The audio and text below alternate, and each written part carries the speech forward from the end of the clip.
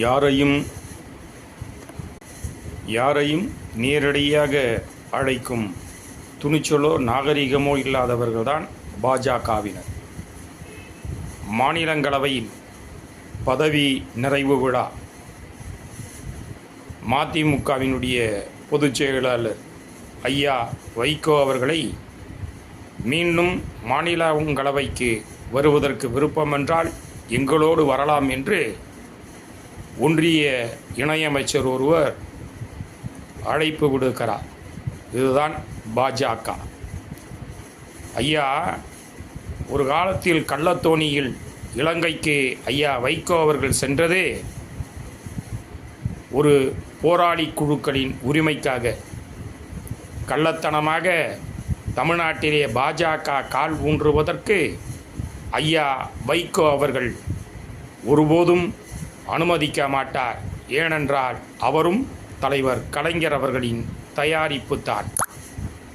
பாஜக பகல் வேடதாரிகள் என்பதற்கான உதாரணம் உத்தரப்பிரதேசத்தில் கோடிக்கணக்கிலே பணங்களை தனியார் தூதரகம் வைத்து கொள்ளையடித்திருக்கிறார் ஒருவர்.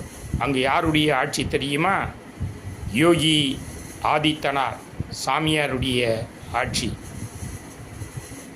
நம்முடைய நாட்டின் பிரதமர் தாமோதரதாஸ் நரேந்திர மோடி அவர்கள் பிறந்த குஜராத் மாநிலத்தில் மட்டும் ஒரு வீதிகளெங்கும் பல்கலைக்கழகங்கள் போலி டாக்டர் பட்டங்கள் வழங்கக்கூடிய நிகழ்வு இந்த ஜனநாயக நாட்டிலே மோடி அவர்கள் பிறந்த குஜராத்தில்தான் நடந்திருக்கிறது. அது மாத்திரமல்ல, ஜெகதீஷ் தன்கர் இன்றைக்கு பதவியிலிருந்து விடுவிக்கப்பட்டிருக்கிறார். அதற்கான காரணங்கள் மர்மமாகவே இருக்கிறது.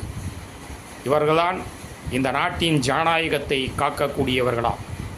பாரதிய கிஷான் சங் என்கின்ற பாரதிய ஜனதா கட்சியினுடைய துணை அமைப்பு கிஷான் கர்ஜனா என்கின்ற ஒரு முழக்கத்தை வைத்து விவசாயிகளுக்காக ராம்லீலா மைதானத்தில் போராடியதே, அந்த போராட்டத்தினுடைய விளைவுதான் இன்றைக்கு ஜெகதீஷ் தன்கர் அவர்கள் பதவியிலிருந்து தூக்கி எறியப்பட்டதற்கான காரணம் என்பதை நாம் நினைவில் நிறுத்த வேண்டும்.